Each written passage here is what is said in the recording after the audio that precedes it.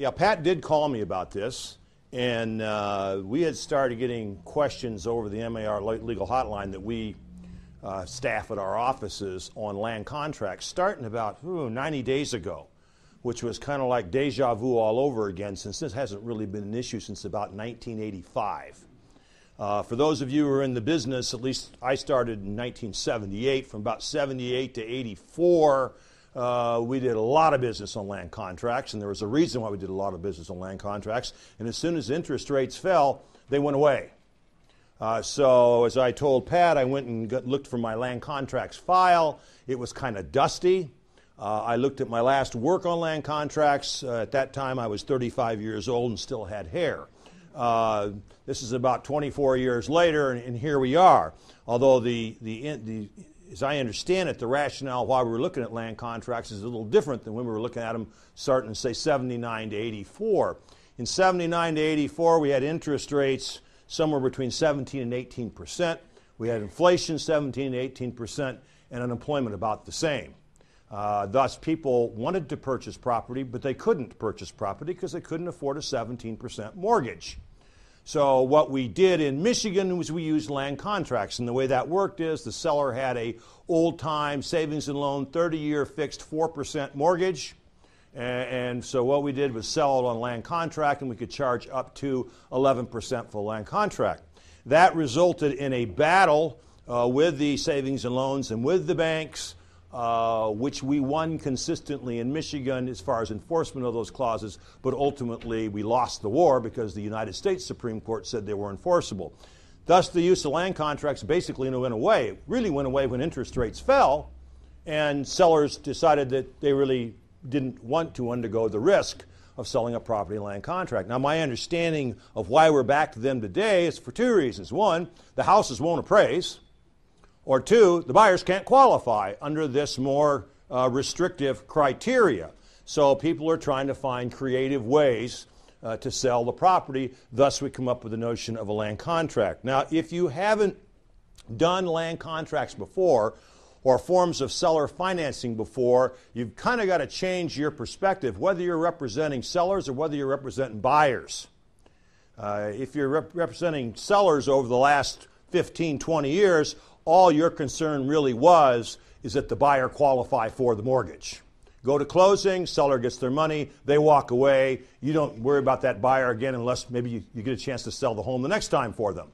But you certainly have no ongoing relationship. With land contracts, that can potentially not be the case.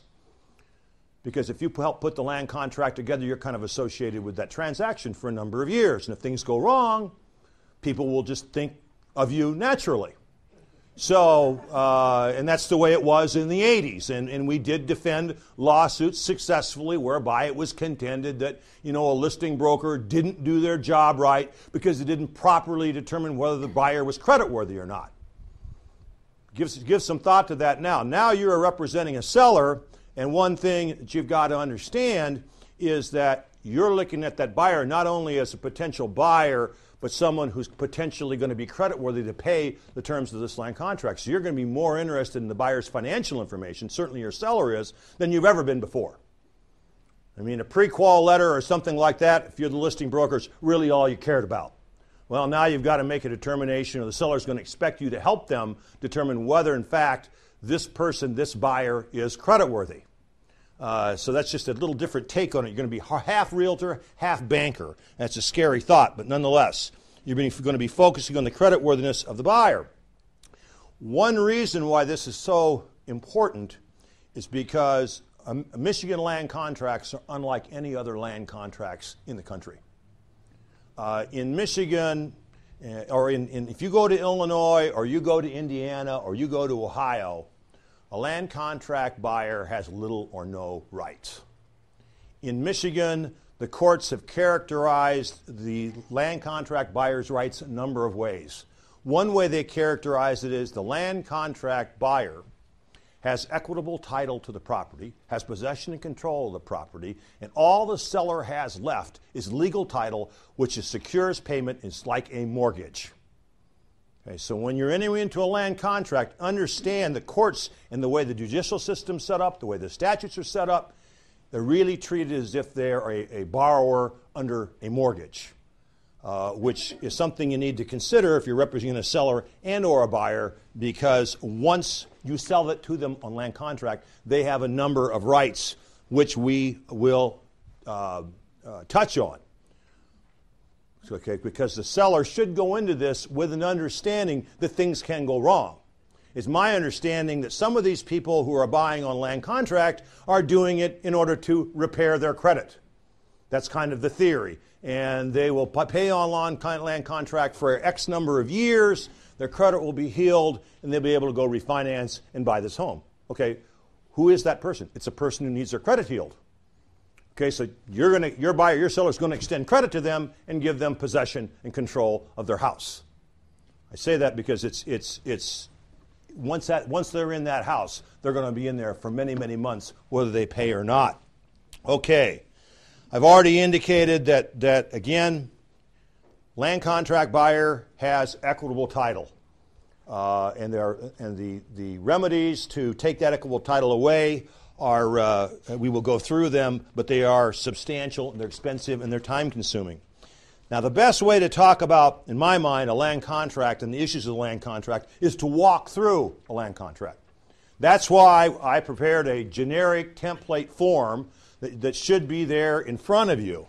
Now, understand, this is an incomplete land contract. It has to be, because I tried to make it as neutral as I could.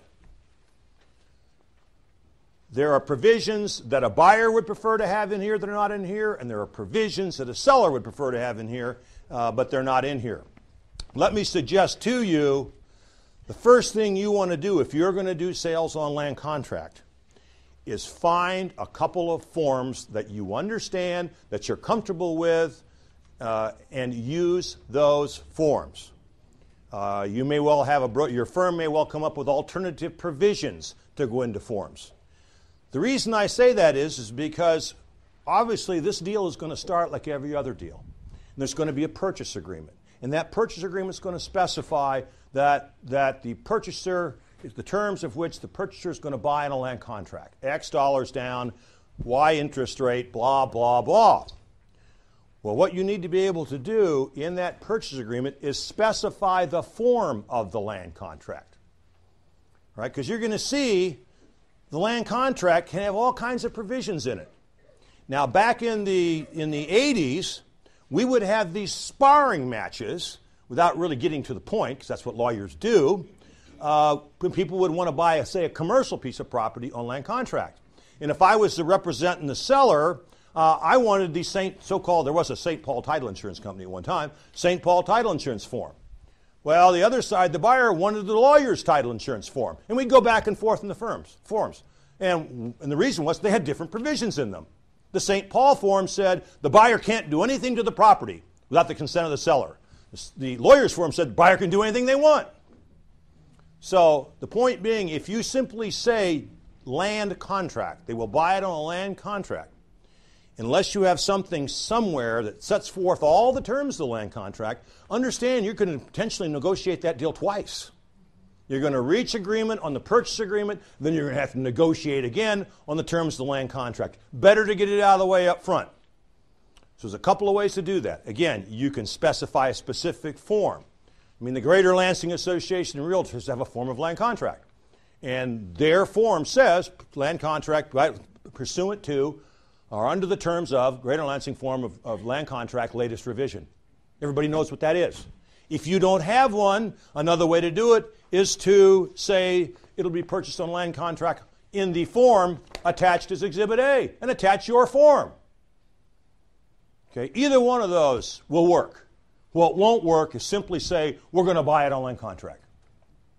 Because again, there's going to be the potential negotiation over terms, and you don't want to negotiate the deal twice. And it will. I'm sorry? Does MAR have that form? No, that MAR does not have this form. All right, and if we were going to develop a form, and we may well develop a form, we will be developing